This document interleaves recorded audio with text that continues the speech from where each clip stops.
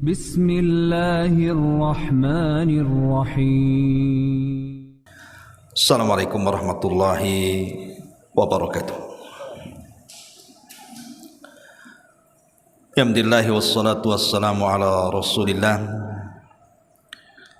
wa ala alihi wa sahbihi wa mawalah wa la hawla wa la quwwata illa billahi wa ba'du. Alhamdulillah, segala puja dan puji hanya milik Allah subhanahu wa ta'ala. Salawat dan juga salam kita hadiahkan kepada Rasul kita Nabi besar Muhammad sallallahu alaihi wa ala alihi wasallam. Alhamdulillah, di pagi menjelang siang ini, setelah sekian lama kita libur karena terputus dengan bulan Ramadan, maka hari ini kita mulai lagi untuk memulai aktivitas talabul ilmi. Dan biasa kita mengkaji kitab Tauhid.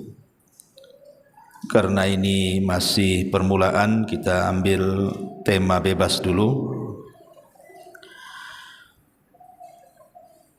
Dan tema di pagi menjelang siang ini kita akan membahas tentang amalan-amalan yang bernilai sama dengan jihad fi sabilillah. Ma'asyiral muslimin, ma'asyiral muslimat yang dimuliakan Allah subhanahu wa ta'ala,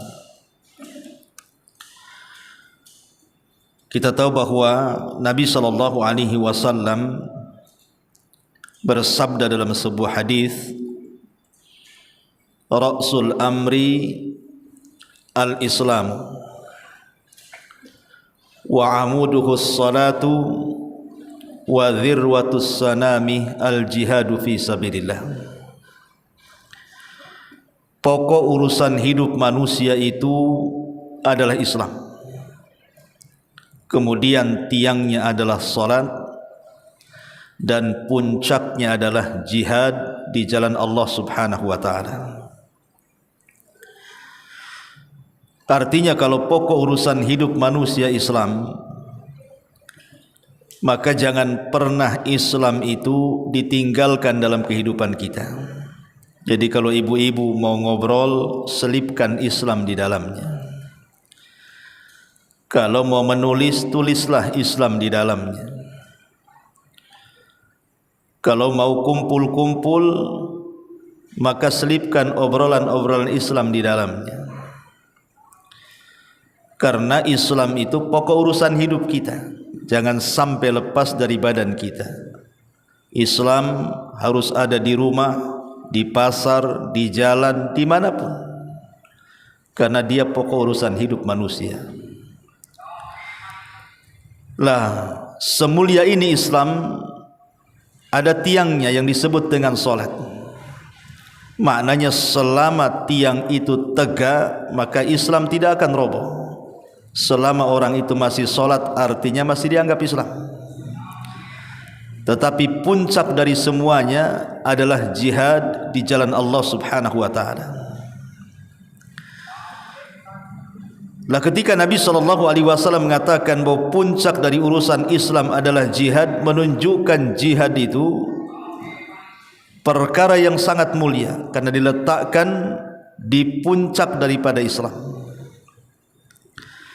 Makanya kalau kita lihat sejarah, bagaimana para sahabat Nabi SAW itu sangat cinta dengan jihad. Sebut saja kisah daripada Abdullah ibnu Haram. Abdullah ibnu Haram. Abdullah ibnu Haram ini sudah tua, bahkan dia cacat. Dia tidak terlibat dalam perang Badar. Ketika mendengar kaum muslimin akan perang di Uhud, Maka dia pun datang kepada Nabi SAW untuk mendaftar. Lah anaknya Jabir bin Abdullah radhiyallahu an ketika itu tidak mau ayahnya terlibat. Pertama sudah tua, yang kedua pula cacat. Bagaimana dia akan perang? Maka Jabir ini menghadap Nabi SAW, disuruh membatalkan keinginan ayahnya. Tapi Abdullah ibn Haram marah kepada Jabir dan mengatakan, laulal jannah la afartuka iyyak.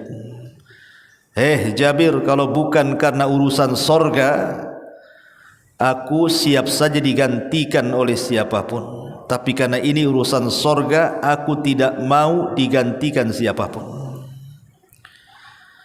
Akhirnya karena keinginan kuat Abdullah ibn Haram ini, maka Nabi SAW mengizinkan dia untuk jihad. Dan ketika terjadi peperangan dalam perang Uhud, dia pula orang yang pertama kali mati syahid, Abdullah bin Haram ini. Dan disusul dengan kawan sejawatnya namanya Amr ibn Jamuh radhiyallahu anhu. Begitulah para sahabat Nabi SAW. Karena disebutkan dalam sebuah riwayat ketika Abdullah ibn Mas'ud radhiyallahu an ditanya tentang ayat wala tahsabanna alladhina qutilu fi sabilillahi amwatan bal ahya inda rabbihim yurzaqun. Jangan kalian sangka orang-orang yang mereka berperang di jalan Allah kemudian terbunuh mati syahid itu mereka mati, tidak. Bahkan mereka hidup dan mereka mendapatkan rizki di sisi Allah Subhanahu wa ta'ala. Lah ketika itu Abdullah ibn Mas'ud ditanya tentang surah Al-Imran ayat 169 ini. Maka jawabannya beliau mengatakan faqala arwahuhum fi jawfi tayrin hudrin laha qanadilu mu'allaqatun bil arsy. Maknanya orang-orang yang mati syahid itu hidup dan tidak mati dan diberikan rizki di sisi Allah. Artinya ruh-ruhnya para mujahidin ketika dalam kuburan itu, maka mereka akan dibawa burung kemudian diletakkan di kendil-kendil, dan kendil-kendil itu digantungkan di arsy Allah Subhanahu wa ta'ala. Luar biasa. Jadi para mujahidin itu ruhnya atau arwahnya dalam kuburan itu akan dibawa burung, kemudian diletakkan di kendil, dan kendilnya ini digantungkan di arsy Allah Subhanahu wa ta'ala. Dan banyak lagi keutamaan orang yang berjihad di jalan Allah Subhanahu wa ta'ala. Tetapi jihad ini tidak semua orang bisa melakukannya, karena perlu keberanian. Kalau orang tidak berani, jangan lagi cerita dengar peluru, dengar petasan saja sudah takut. Makanya kenapa kemudian Allah Subhanahu wa ta'ala ketika berbicara soal jihad, Allah katakan kutiba alaikumul qital wa huwa kurhul lakum. Diwajibkan kepada kalian qital, berperang, sementara perang itu kurhul lakum, sesuatu yang kita tidak suka. Karena tidak semua orang punya keberanian. Perang itu harus berani. Kalau tidak berani, mana bisa perang. Tetapi kehadiran Allah Subhanahu wa ta'ala, ada amalan-amalan yang bisa menandingi orang yang jihad di jalan Allah. Sementara orang yang jihad di jalan Allah ini, kalau seandainya Allah Subhanahu wa ta'ala takdirkan dia mati, itu luar biasa pahalanya. Pertama, diampuni sejak awal dia mati. Kemudian diperlihatkan tempat duduknya di sorga. Kemudian dilepaskan dari azab kubur. Kemudian diamankan dari kiamat besar. Dan kelak pada hari kiamat diletakkan piala di kepalanya. Begitu kata Nabi SAW. Makanya di sini kita akan menjelaskan ada amalan-amalan yang bisa sebanding dengan jihad di jalan Allah Subhanahu wa taala tanpa harus kita berperang. Baik dia laki-laki ataupun perempuan, kalau mengamalkan amalan-amalan ini maka pahalanya sama dengan jihad di jalan Allah Subhanahu wa taala. Amalan apa saja ini? Mari kita bahas. Yang pertama, amalan yang bisa menandingi jihad adalah ada mutakhiris salati an waktiha, tidak mengakhir-akhirkan salat pada waktunya. Nabi SAW dalam sebuah hadis yang dikeluarkan atau yang diriwayatkan dari Abdullah ibn Mas'ud radhiyallahu anhu, dia mengatakan, aku bertanya kepada Nabi SAW tentang amalan yang paling dicintai Allah Subhanahu wa taala. Amalan yang paling dicintai Allah Subhanahu wa taala. Maka Nabi SAW mengatakan, as-salatu ala waktiha, salat tepat waktu. Kemudian ditanya lagi, kemudian apa? Maka Nabi SAW mengatakan, thumma birrul walidain, kemudian berbakti kepada orang tua. Kemudian ditanya lagi, apa lagi wahai Rasul? Maka Rasul mengatakan, thummal jihadu fi sabilillah, kemudian berjihad di jalan Allah Subhanahu wa taala. Lihat bagaimana Nabi SAW merunut tiga perkara ini. Pertama, salat tepat waktu, kemudian berbuat baik kepada orang tua, kemudian berjihad di jalan Allah. Maknanya ketika tiga amalan ini disatukan, itu nilainya sama. Karena Allah sebut satu nafas dengan jihad. Amalan salat tepat waktu ini dan juga birrul walidain ini Allah sebut dengan jihad di jalan Allah Subhanahu wa taala. Maka sebagian ulama beristimbat bahwa tidak mengakhirkan salat pada waktunya itu setara dan sebanding dengan amalan jihad di jalan Allah Subhanahu wa taala. Salat tepat waktu ini memang tidak semua orang bisa. Nampaknya ringan salat tepat waktu itu kan.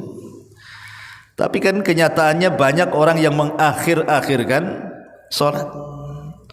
Dibuatnya zuhur 5:30, asar pula 5:30, kemudian maghrib 6:30, isya pula 6:30.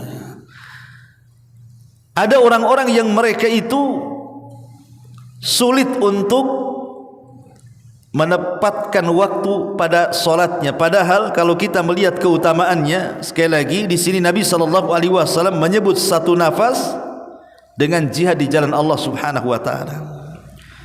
Dan ibu-ibu bisa melaksanakannya di rumah gitu. Karena ibu-ibu itu kan solat di rumah lebih afdal dibandingkan solat di masjid, walaupun tidak ada larangan kalau ibu ke masjid. Ini yang pertama. Yang kedua, di antara amalan yang sebanding dengan jihad adalah as-sa'yu ala khidmati al-armalati wal miskin. Berusaha untuk berkhidmat, membantu. Al-armalati, maksudnya al-armala di sini janda-janda yang miskin ataupun orang-orang miskin. Karena ada sebagian ibu-ibu itu yang meninggal suaminya. Ketika semasa hidupnya dia menggantungkan ekonomi kepada suaminya. Ketika suaminya meninggal dunia, karena dia tidak punya skill bekerja, terkadang dia harus menghidupi anak-anaknya. Apalagi kalau janda-janda itu sudah tua, sudah tidak sanggup lagi bekerja, perlu uluran tangan kita. Maka siapapun yang berusaha untuk membantu mereka, para janda-janda yang susah dan juga orang-orang miskin, kata Nabi SAW, as-sa'i alal armalati wal miskin kal mujahid fi sabilillah. Orang yang membantu para janda miskin dan orang-orang miskin, maka pahalanya seperti orang yang berjihad di jalan Allah Subhanahu wa taala. Ini yang kedua. Kemudian yang ketiga, al-amalu as-salihu fi ashri Dzulhijjah. Melakukan amal kebaikan di 10 awal bulan Dzulhijjah. Sekarang kita berada di bulan Syawal, Bu. Habis bulan Syawal masuk Dzulqa'dah. Habis Dzulqa'dah masuk Dzulhijjah. Berarti dari sekarang ke bulan Dzulhijjah itu hanya lewat 1 bulan saja tuh. Nabi SAW bersabda dalam sebuah hadis yang dikeluarkan atau yang diriwayatkan Abdullah ibn Abbas radhiyallahu anhuma. Kata Nabi SAW, "Ma min ayyamin al-amalu salihu fihinna ahab ila Allah min hadhihi al-ayyamil ashri." Faqalu ya Rasulullah walal jihadu fi sabilillah. Qala walal jihadu fi sabilillah illa rajulun kharaja bi nafsihi wa malihi wa lam yarji min dzalika bi syai'in. Kata Nabi SAW, tidaklah ada hari-hari yang amalan soleh apabila dilakukan lebih dicintai Allah dibandingkan kalau dilakukan di 10 awal bulan Dzulhijjah. Kemudian Rasul ditanya, Rasul, apakah orang yang beramal di 10 awal bulan Dzulhijjah itu sebanding dengan orang yang jihad di jalan Allah? Maka Rasul mengatakan tidak sebanding. Artinya masih lebih besar pahala orang yang beramal di 10 awal bulan Dzulhijjah dibandingkan pahala jihad. Kecuali kata Rasul, kalau yang berjihadnya ini adalah seseorang yang keluar dari rumahnya membawa jiwa dan hartanya, kemudian dia tidak pernah kembali ke rumahnya alias syahid, baru sebanding katanya. Subhanallah. Orang yang beramal saleh di 10 awal bulan Dzulhijjah itu sebanding orang dengan orang yang mati syahid. Jadi orang yang membaca Quran sebanding dengan orang yang mati syahid. Orang yang berzikir sebanding dengan orang yang mati syahid. Orang yang bersilaturahim sebanding dengan orang yang mati syahid. Orang yang qiyamul lail sebanding dengan orang yang mati syahid. Orang yang puasa sunnah sebanding dengan orang yang mati syahid, asal dilakukan di 10 awal bulan Dzulhijjah. Makanya Allah Subhanahu wa taala menjadikan sumpah dalam Al-Qur'an, wal fajri walayalin ashri, demi waktu fajar dan demi 10 malam. Maksudnya 10 malam bulan di permulaan bulan Dzulhijjah, tanggal 1 sampai tanggal 10. Siapapun yang beramal saleh di permulaan ini, maka pahalanya sama dengan orang yang mati syahid. Ini yang ketiga. Kemudian yang keempat, birrul walidain, berbakti dengan kedua orang tua. Berbakti dengan kedua orang tua. Disebutkan dalam sebuah riwayat dari Abi Hurairah radhiyallahu an, jadi ada anak muda datang dari Yaman menuju Madinah. Ada anak muda itu berjalan dari Son'a Yaman ke Madinah, ingin berjumpa dengan Nabi SAW dan ingin meminta izin kepada Nabi SAW untuk terlibat jihad. Maka Nabi SAW bertanya, ahayyun walidak, apakah masih hidup kedua orang tuamu? Maka kata anak muda ini, na'am, ya masih hidup wahai Rasul. Maka Rasul mengatakan, fa fihima fajahid, pulang berjihadlah kepada kedua orang tuamu. Lihat bagaimana Nabi SAW memilihkan amalan terbaik. Anak muda ini kan ingin jihad, ingin perang bersama Nabi SAW, tapi Rasul memilihkan amalan yang lebih baik dibandingkan jihad. Dengan cara apa? Pulang berjihadlah untuk orang tuamu. Maknanya bahwa birrul walidain ini bisa sebanding amalannya dengan orang yang berjihad, bahkan lebih. Bahkan dalam riwayat Anak muda ini mengatakan, saya sudah izin kepada orang tua, dan keduanya menangis seolah-olah tidak redha. Maka Rasul mengatakan, pulang, berjihadlah untuk kedua orang tuamu, buat mereka berdua tertawa sebagaimana engkau sudah berbuat kepada keduanya dengan cara menangis. Buat mereka bahagia, karena kau sudah buat mereka sedih. Ini juga termasuk amalan yang sebanding dengan jihad, bahkan lebih birrul walidain. Kemudian yang kelima, al-amalu ala sadaqati. Al-amalu ala sadaqati. Maksudnya al-amalu ala sadaqati ini, maksudnya seseorang yang mengajak teman-temannya untuk bersedekah. Umpamanya dia punya tetangga, diajak tetangganya untuk bersedekah, atau menganjurkan tetangganya untuk mengeluarkan harta zakat. Maka dalam sebuah hadis Nabi SAW mengatakan, al-amil ala sadaqati bil haq kal ghazi fi sabilillah hatta yarji'a ila baitihi. Orang yang mengumpulkan harta sedekah dan harta zakat untuk dibagi-bagi kepada mustahiknya, maka ketika dia keluar menganjurkan orang untuk sedekah dan juga zakat itu, kedudukannya sama dengan orang yang berjihad di jalan Allah sampai dia kembali ke rumahnya. Subhanallah, ya. Makanya kenapa memerintahkan manusia untuk sedekah itu satu di antara 3 perkataan yang tidak tercela dalam Al-Quran. Allah mengatakan, la khaira fi katsirin min najwahum illa man amara bi sadaqatin au ma'rufin au islahim bainan nas. Kebanyakan ucapan manusia itu tidak baik, kata Allah, kecuali orang-orang yang memerintahkan manusia untuk bersedekah. Jadi perintah sedekah itu atau mengajak manusia untuk bersedekah adalah ucapan terbaik berdasarkan nas Al-Quran. La khaira fi katsirin min najwahum illa man amara bisadaqah. Tidaklah kebanyakan ucapan manusia itu indah dan baik kecuali orang-orang yang memerintahkan manusia untuk bersedekah. Ini yang kelima.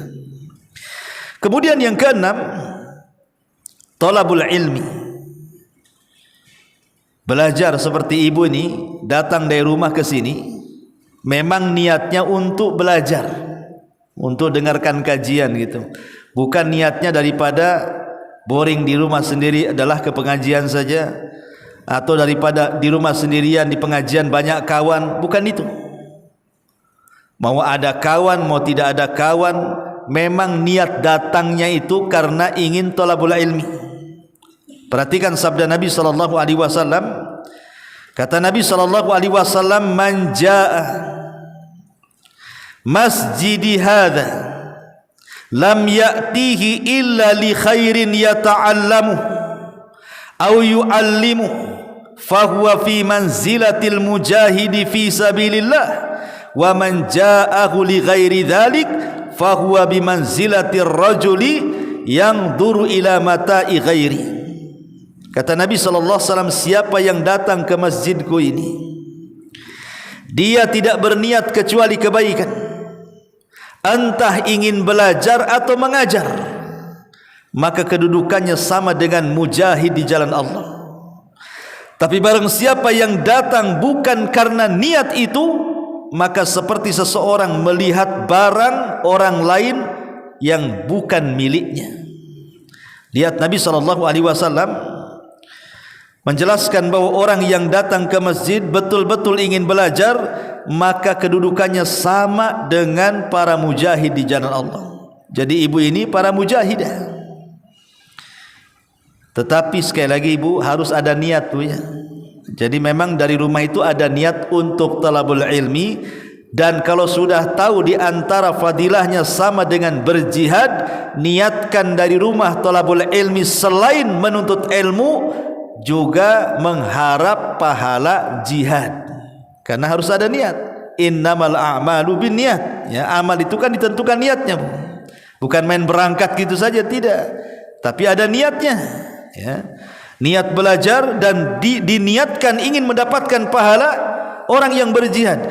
Jadi kalau seandainya qadarullah lah ya, kita tidak menghendaki semuanya, tapi kalau seandainya Allah takdirkanlah perjalanan ibu dari rumah itu ke sini mungkin kecelakaan, ketabrak atau nabrak atau jatuh, kemudian Allah takdirkan meninggal dunia, maka ibu meninggalnya dianggap mati syahid. Dianggap mati syahid karena tujuan datang kemari untuk belajar. Alhamdulillah. Tapi jangan sengaja ditabrak-tabrakan ke pohon, Bu ya. Itu bunuh diri namanya. Ya, jadi memang ini sudah digaris takdirkan Allah, memang kematiannya harus seperti itu. Allah pilihkan yang terbaik, meninggal saat menuju majlis ilmu. Oh, itu kan luar biasa. Ya. Ini yang nomor 6. Yang nomor 7, at-takassub li'ifa'in nafsi wali i'alatil iyali wali birril walidaini. Mencari pekerjaan dalam rangka menjaga kehormatan untuk tidak meminta-minta kepada orang, atau untuk membantu keluarga. Dan ini mungkin tugas laki-laki. Kata Nabi SAW ketika ditanya, ya Rasulullah, lau kana hadha fi sabilillah. Faqala Rasulullah SAW, in kana kharaja yas'a ala waladihi sigharan fahuwa fi sabilillah, wa in kana kharaja yas'a ala abawaini saykhaini kabiraini fahuwa fi sabilillah, wa in kana kharaja yas'a ala nafsihi ya'uffuha fahuwa fi sabilillah, wa in kana kharaja yas'a riya'an wa mufakharatan fahuwa fi sabili syaitan. Kata Nabi SAW, siapa yang keluar rumah dalam rangka membesarkan anak-anaknya, niatnya memang mencari nafkah untuk beribadah, membesarkan anak-anaknya, maka hukumnya sama dengan orang yang berjihad di jalan Allah. Atau keluarnya untuk memberi makan orang tuanya yang sudah tua, yang tidak sanggup untuk bekerja. Kita punya orang tua mungkin sudah stroke, sudah tidak bisa apa-apa, kemudian kita yang beri makan mereka, maka hukumnya sama ketika keluar mencari itu, dihukumi fisabilillah. Ataupun barang siapa yang keluar rumahnya memang untuk menjaga diri supaya tidak minta-minta sama orang, maka dihukumi fisabilillah. Tetapi barang siapa yang keluarnya hanya untuk ria-riaan, bangga-banggaan, dia cari uang itu untuk mengindahkan rumah supaya dipuji orang, menjadi kebanggaan kita, tidak ada tujuannya kecuali itu, maka Nabi SAW mengatakan fahuwa fi sabili syaitan, maka orang ini berjalan di jalan setan. Ya. Nah, ini juga yang nomor 7. Kemudian yang nomor 8, al-hajj wal umrah, haji dan umrah. Disebutkan dalam sebuah hadis, innal hajja wal umrata, sesungguhnya haji dan umrah, la min sabilillah, sungguh termasuk amalan di jalan Allah Subhanahu wa taala. Kata Nabi SAW, haji itu dan juga umrah dikategorikan jihad fi sabilillah. Dalam sebuah hadis, ketika Nabi SAW ditanya soal jihadnya wanita, apa kata Rasulullah? Jihadnya wanita adalah hajjatul bait, haji ke Baitullah. Jadi haji dan umrah itu sebanding amalannya dengan berjihad di jalan Allah Subhanahu wa taala. Kemudian yang nomor 8, yang nomor 9, intidharus salati ba'da salat, menunggu salat setelah salat. Maksudnya apa menunggu salat setengah salat? Umpamanya ibu di rumah ya, Salat duhur di sebentar lagi. Kemudian menanti-nanti kapan asar. Kemudian setelah asar menanti-nanti kapan maghrib. Kemudian setelah maghrib menanti-nanti kapan isya. Itu namanya menunggu solat setelah solat. Jadi kapan lagi solat, kapan lagi solat. Jadi keinginan solatnya kuat gitu ya.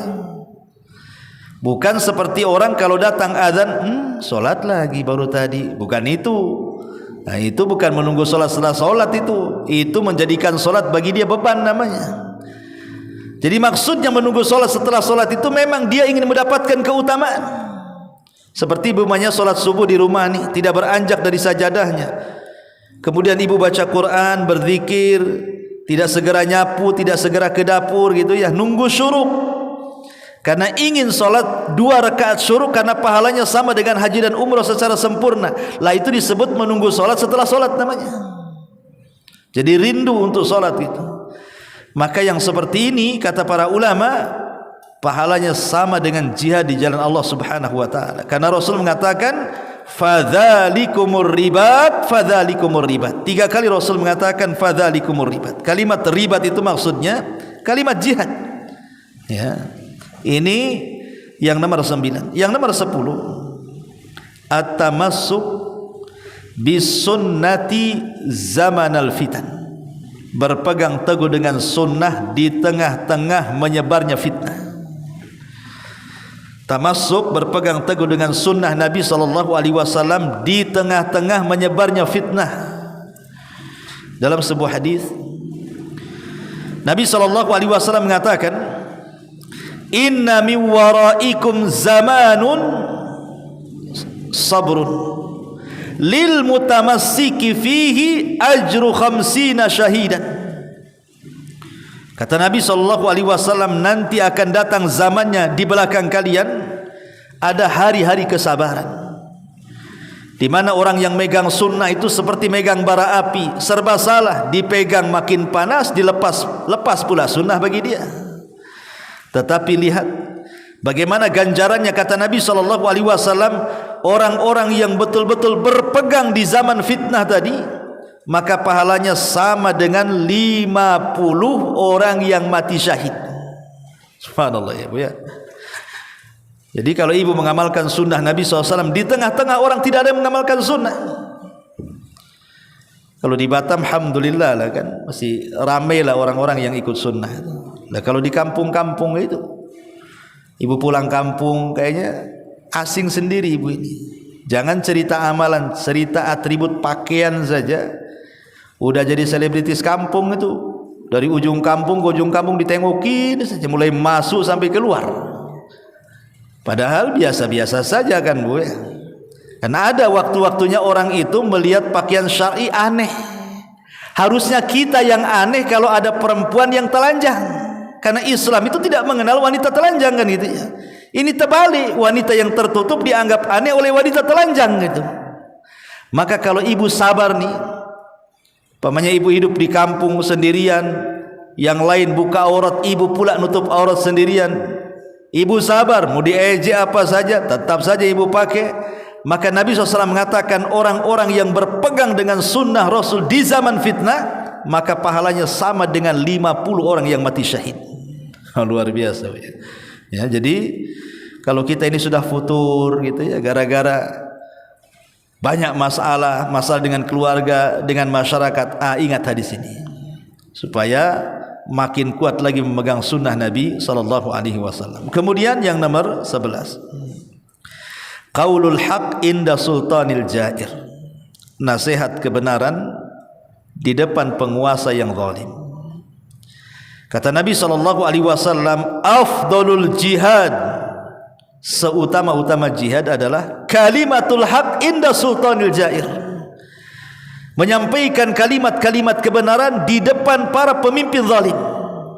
Ingat, nasihat ya, bukan demo. Kalau demo bukan nasihat.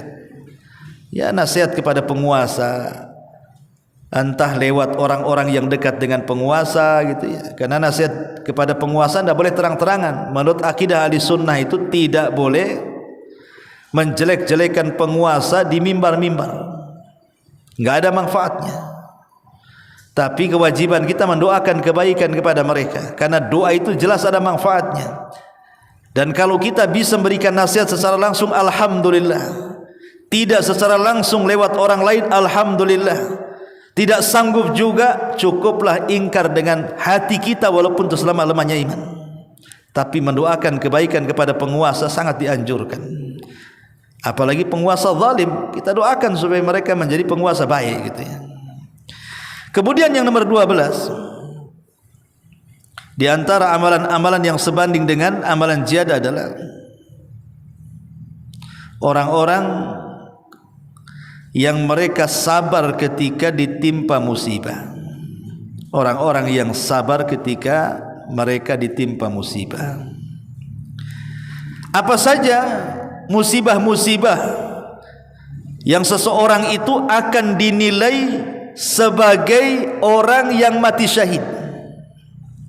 Pertama, al-mautu bit-taun, kematian karena wabah. Kematian karena wabah. Kayak kemarin kan ada corona gitu ya.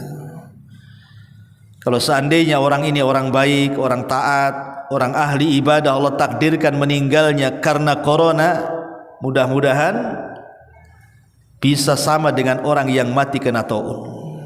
Karena dulu taun itu wabah yang Allah turunkan sebagai azab kepada umat sebelum kita. Tetapi Allah jadikan taun itu rahmat bagi umat Islam. Orang yang mati kena taun, maka dia mati syahid. Makanya banyak para sahabat itu mati kena taun. Seperti siapa? Abu Ubaidah ibnul Jarrah, satu di antara 10 sahabat yang dijanjikan masuk surga. Satu keluarga kena taun. Kemudian Mu'adz bin Jabal, pakarnya halal dan haram, itu pun mati kena taun. Banyak para sahabat, bukan hanya ratusan, ribuan para sahabat kena taun ketika terjadi taun Amwas di zaman Amirul Mukminin Umar bin Khattab radhiyallahu anhu. Dan mereka dianggap mati syahid. Kemudian yang kedua, al-mautu difa'an 'anil mal. Mati karena membela harta. Umpamanya ibu bapa di rumah, datang pencuri tengah malam, ingin ngambil uang ibu, itu berangkas ibu, pokoknya emas-emas mau diambil dia. Kemudian dilawan sama keluarga, Allah takdirkan pencurinya pula lebih kuat, lebih lengkap senjatanya. Kemudian Allah takdirkan kita mati oleh pencuri karena kita mempertahankan perhiasan, uang dan benda-benda milik kita dalam rumah kita. Kalau seandainya Allah takdirkan mati oleh pencuri, berarti kematian kita ini bernilai syahid. Kenapa? Karena mati membela harta. Kemudian yang ketiga, al-mautu difa'an 'anin nafsi wad-dini wal ahli. Atau bukan hanya membela harta, membela jiwa, membela agama, membela keluarga.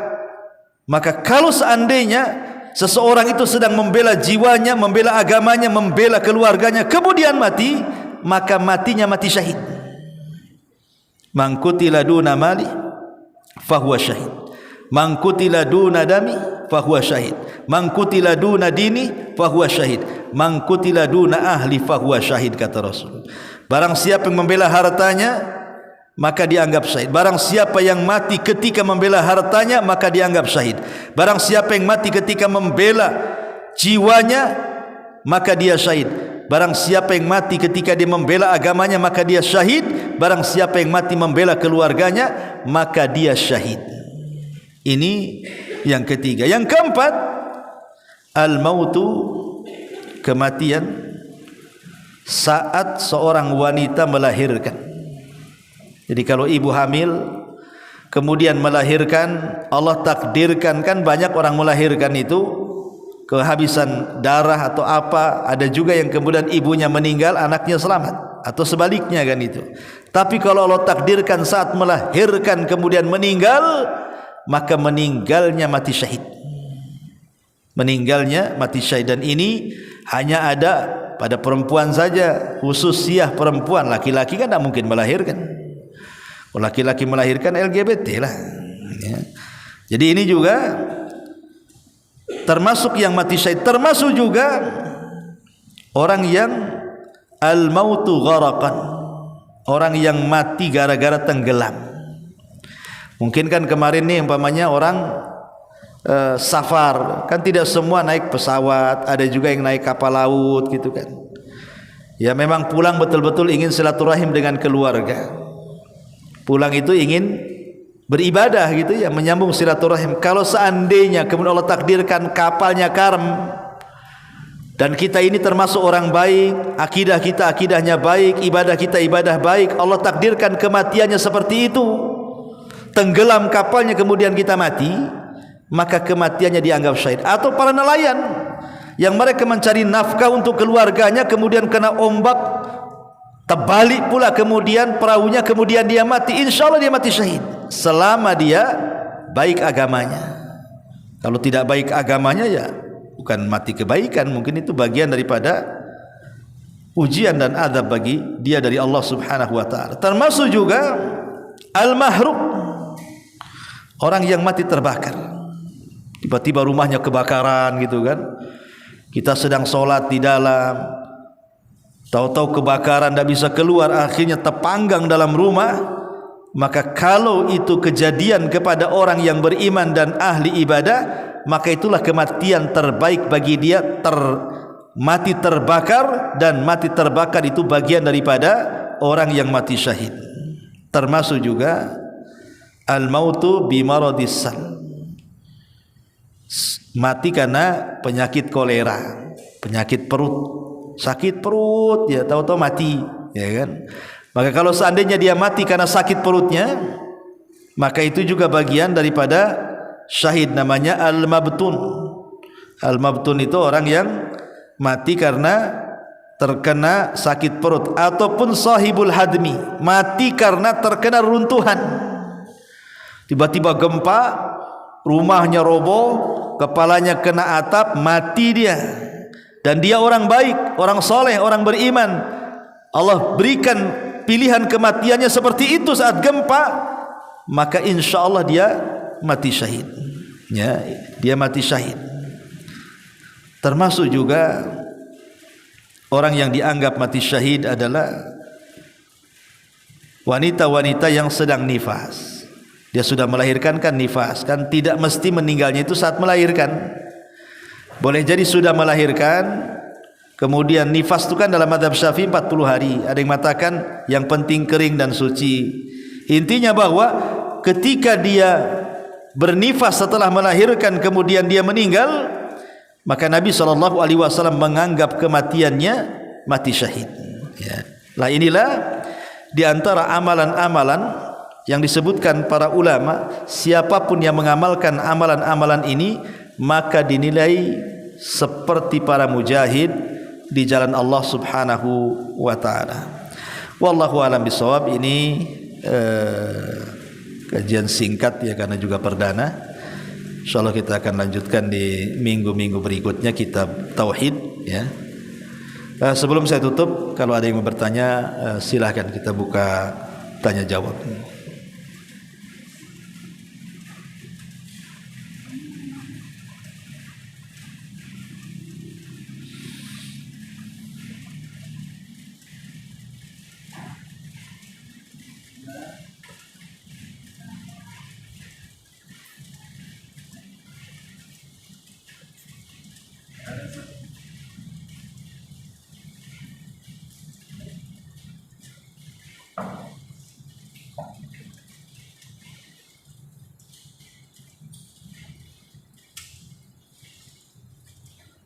Nggak ada? Alhamdulillah. Tidak paham lah ya. Kita tutup dengan doa kafaratul majlis. Subhanaka wa bihamdika asyhadu an la ilaha illa anta astaghfiruka wa atubu ilaik. Allahu ta'ala alam. Assalamualaikum warahmatullahi wabarakatuh.